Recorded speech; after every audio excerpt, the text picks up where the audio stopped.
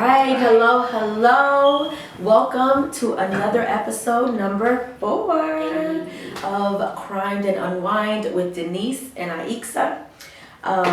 Welcome. And you want to get started with the wine of the day? Yes, let's get started. So our wine of the day, you guys already know. Let me give you your cup. Thank you. All right, so this wine here comes from Hungry Run Wine Cellars. They are owned and operated by Steve and Katie Flood and their family in Lewiston, Pennsylvania. They have a nice description on this wine bottle here that I like to read that kind of describes their story and their business. So Hungry Run was born out of a passion to craft unique and conversational wines. Since 2011, Steve and Katie Flood have made a name out of creatively mixing delicious new flavor profiles, traditional wine offerings, and their fun, inviting, and passionate personalities. The Hungry Run name comes from a local stream that passes through the valley in Mifflin County, PA. As our wine flows across festivals, stores, and through the people we meet, one thing we put above all is our customers. I thought that was really That nice. is nice. So our flavor today is Pineapple Passion. Says it's a blend of passion fruit and grape wines with natural flavors. So It smells really good. Let's try this. Yes. Salud.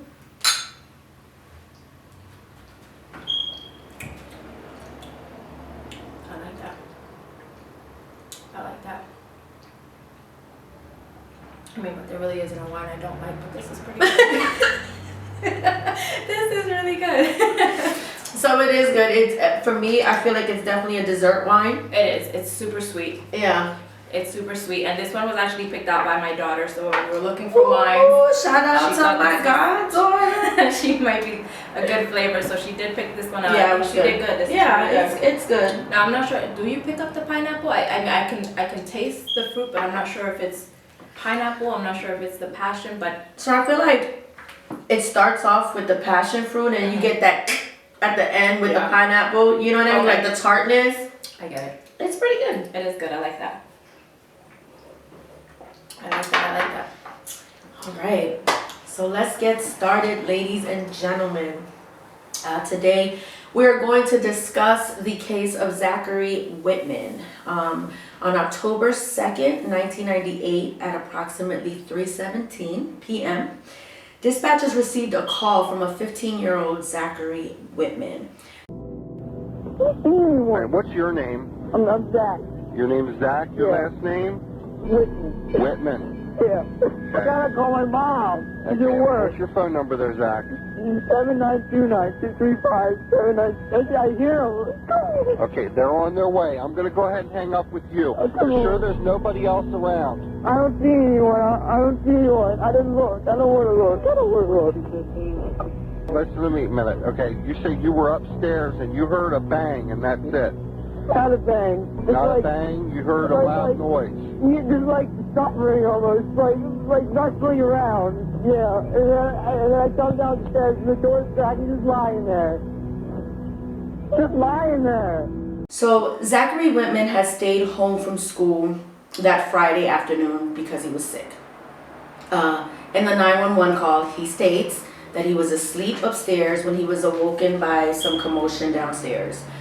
He went and took a look to see what it was, and he found the laundry door open.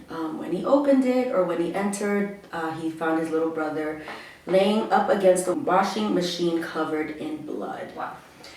Gregory Witman, the little brother, he was 13 years old, had been stabbed 64 times around the head, the neck, and the throat. According to a pathologist, it was said that Greg nearly was decapitated. Wow. So Zach was eventually tried and convicted of first-degree murder of his younger brother and initially sentenced to life in prison without the possibility of parole, but not before of what they called a botched pretrial motions and appeals. There is a documentary. I believe it was in Amazon. Where was it? I watched it on Amazon. On Amazon, yes. right? Yep. And it was called The Witmans. It was actually a documentary made by a York Daily Record journalist, Rick Lee's, his son, Jolie. Zach and Greg's parents, Sue and Ron Witman, maintain Zach's innocence. So it definitely, if you haven't watched the documentary, we do recommend it, highly recommend it.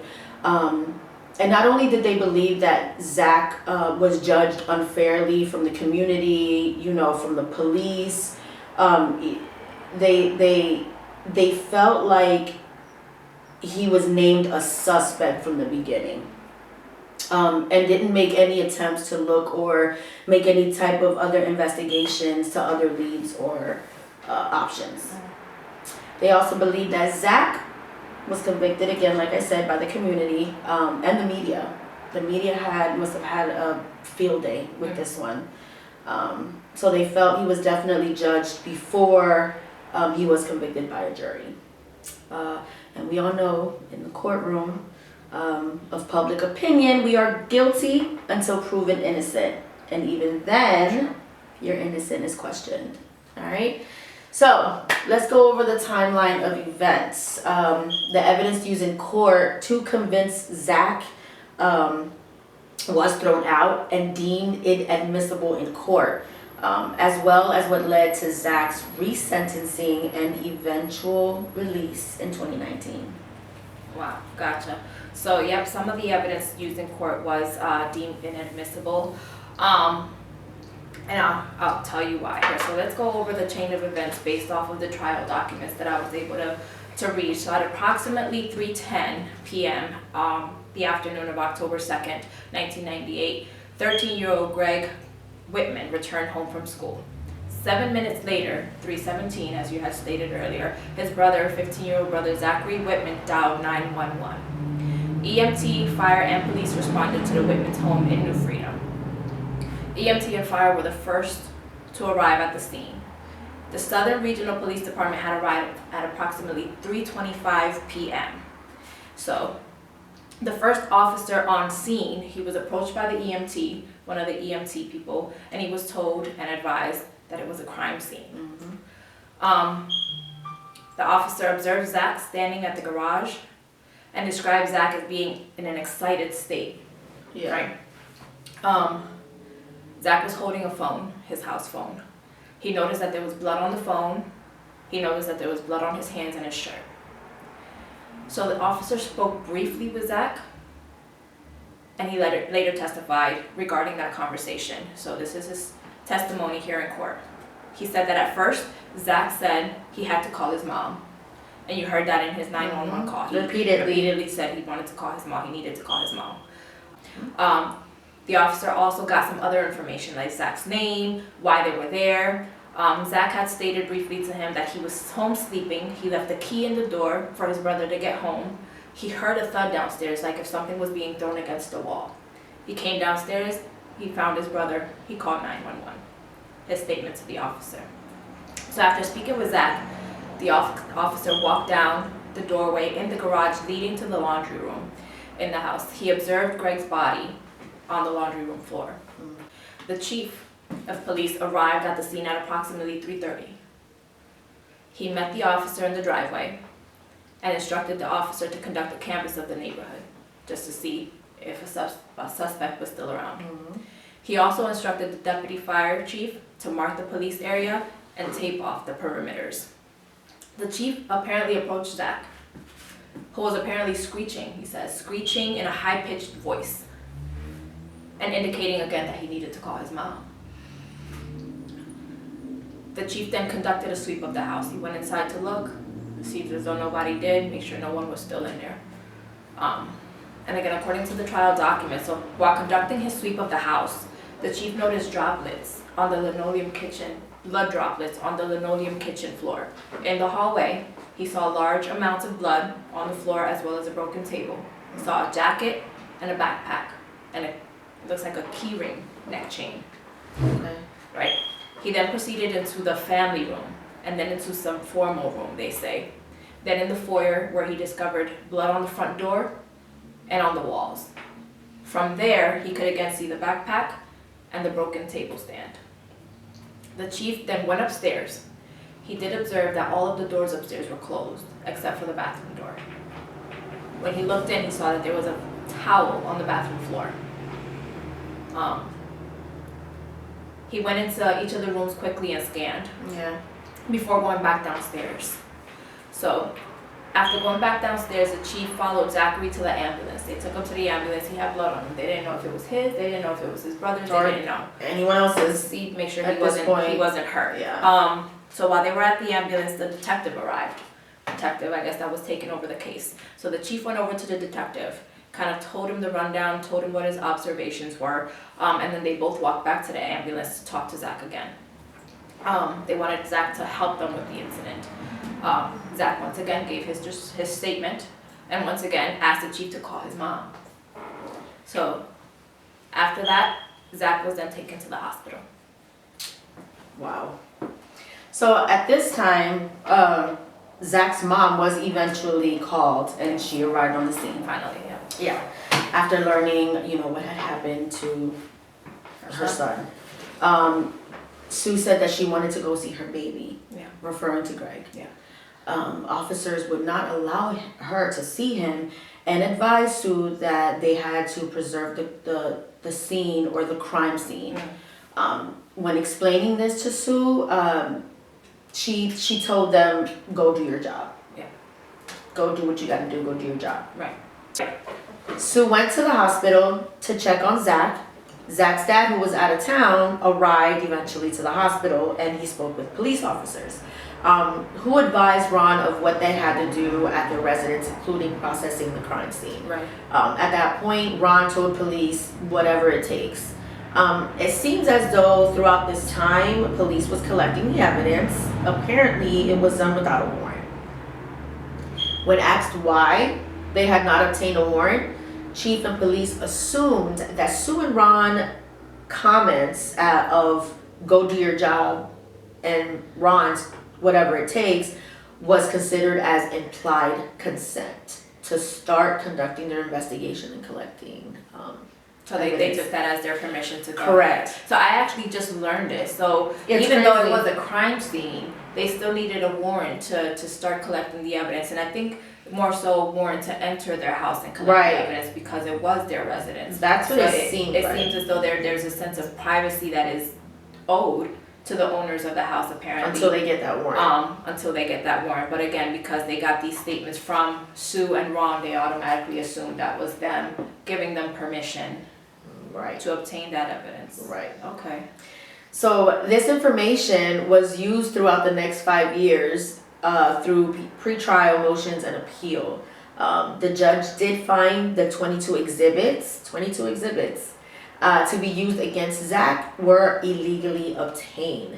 Prosecutors lost 30% of their physical evidence because police seized the items in the early hours of the investigation without getting the search warrant to enter the Whitman's home. Wow, that's crazy. Yeah.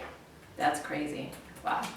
Which again, like you have mentioned, I had no idea. I mean, I one looks at it like as soon as you see it's a crime scene, you should be able to enter the home to see. Yeah. But- I mean, it's a crime scene. But again, I mean, we don't know law. We aren't lawyers. Yeah, we don't, absolutely we not. don't know. We just assume. Yeah. Yep. So among the items that the prosecution can no longer use in the trial here, because again, they were obtained without that warrant, were 2 knives that were taken from the dishwasher, a razor knife, and a 3-foot long wooden hand shovel, a wooden handle shovel. They also suppressed some blood and hair samples, fingerprints that were lifted from the front door, and a number of blood-stained household items. So this stuff was thrown out and could not be used against Zachary in his trial. Which you would think is like big evidence. Very important, very important. Yeah. So the judge did determine that 50 items of evidence gathered by the Southern Regional and State Police, who later did obtain 7 separate search warrants, could be admitted at the trial. So they did include numerous blood samples found inside the house, the victim's backpack, which was earlier mentioned. Yeah. The knife that was wrapped in a pair of blood-soaked lacrosse gloves, and we'll tell you how they found this. And it was buried under an evergreen tree in the backyard. They took computer disks and equipment. They took a collection of 15 knives, which apparently was Zachary's, according to them. So Zachary had a collection of knives, some just like the pen knife that was used to kill Greg. So they also take Zachary's fingerprints, his fingerprint impressions, his blood, saliva, and hair samples. So it was it was crazy to hear that during, you know, them collecting the evidence, it seems as though maybe the police were inexperienced with some of the stuff, like the luminol that they used to look for the blood stains. It seems as though that when attempting to use it, they didn't initially know how to mix it and had to read the directions for it. So they actually had to mix it several times to get it right, because the first time that they mixed it, it didn't work.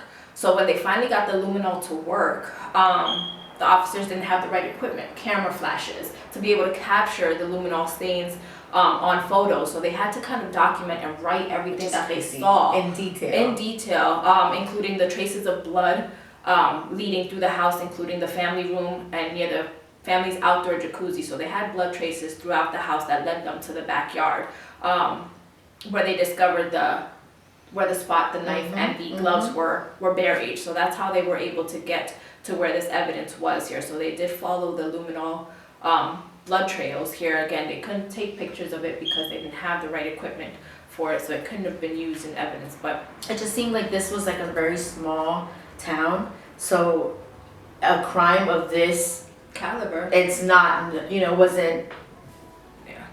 It's crazy. Yeah. It's crazy. So as we stated before, the case did take 5 years to go to trial. So Zachary was eventually tried in 2003, but at this point, in those 5 years, was he was on house arrest, correct? Yes, he was on house arrest. So he was on house arrest, and he stayed at home with his parents. Now, in the documentary, I do remember his parents saying that in those entire 5 years that Zachary was at home with his parents, never once did he get violent. Yeah. Never once did he lash out. Yeah. And never once did he admit. And so did because he was doing online schooling. Right. So the teacher that was working with him, you know, stated that he was very kind and, you know, very like mellow. Like he never showed any kind of signs of any violence or any issues in that matters. I don't know. So he was eventually tried in 2003. So at this point, he was no longer a 15-year-old boy. He was a 20-year-old man. You know, so looking at him would have been different. Absolutely. So he was. Did you see the pictures? I did. The pictures of when they first arrested him, and then when he went back to trial. It was crazy. And then when he was released, it's. I mean, the change is crazy. Yeah. But so Zachary was initially represented by Cristina Gutierrez. Now she was actually featured in a podcast of her own where, prior to her own death, apparently she died, and I'd actually like to dig into how. Yeah. She was actually disbarred due to negligence. So, you know, her work here obviously in question. Now his next defense attorney here, the one that took him through the trial, David McLaughlin. Now he failed to call experts to refute the Commonwealth's experts. So the prosecutors brought in all these experts to testify about all this information and evidence, but Zach's defense attorney refused to bring in any experts of his own. Yeah. Which was crazy. Yeah. Which was crazy. So because of that, it seems as though even with having all of that evidence it wasn't enough. Withdrawn from being presented to the jury, he was actually still found guilty of first-degree murder, and he was sentenced to life without the possibility of parole. Yep. Now, in Pennsylvania at the time, minors who were under the age of 18 could be tried and convicted as adults in cases of murder, according to Fox News. However, in 2016, the U.S. Supreme Court ruled it unconstitutional to sentence minors to life in prison without parole. It had also came to light that, and I think you had mentioned this, but Zach's former defense attorney had neglected to tell Witman family about a possible plea offer. So it was a lot of things that were left off, you know, a lot of counsel that should have been done that wasn't. Apparently, that's what it seems. Zach's former defense attorney had neglected to tell the Witman family about a possible plea offer he could have taken before the murder case first went to trial, according to People's Magazine. As a result, Zach's conviction and sentencing were thrown out, and he became eligible for resentencing in 2018. Zach then pled guilty to third-degree murder, reversing his former instance of innocence and admitting on record that he did kill his 13-year-old brother and provided a timeline of the events. And these are the events. All right, so this is according to Zach's new oh, plea? this is Zach's new plea, his side. Okay. You know, his timeline of events and how it happened. Okay. The second time around. Okay. So, Zach said he hung up on Greg's girlfriend, which apparently his girlfriend called every day after school. To talk to Greg? Yeah, at that time, remember, he was homesick. Yeah. So the girlfriend called. Zach answered and he hung up on the girlfriend. Greg entered the home. Greg became mad because apparently Zach hung up on the girlfriend. Greg went upstairs to confront Zach about that and continued to harass his older brother even after Zach went into his bedroom. So apparently it was a little, So back it and looks forth. like so initially he was in his parents' bedroom and then he went into his bedroom. Correct. Yep.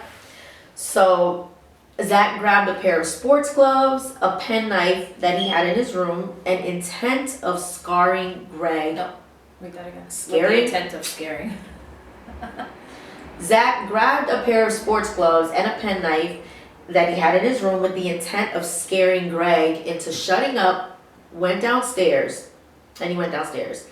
Greg followed, continued his complaining, and caught up with Zach at the bottom of the stairs.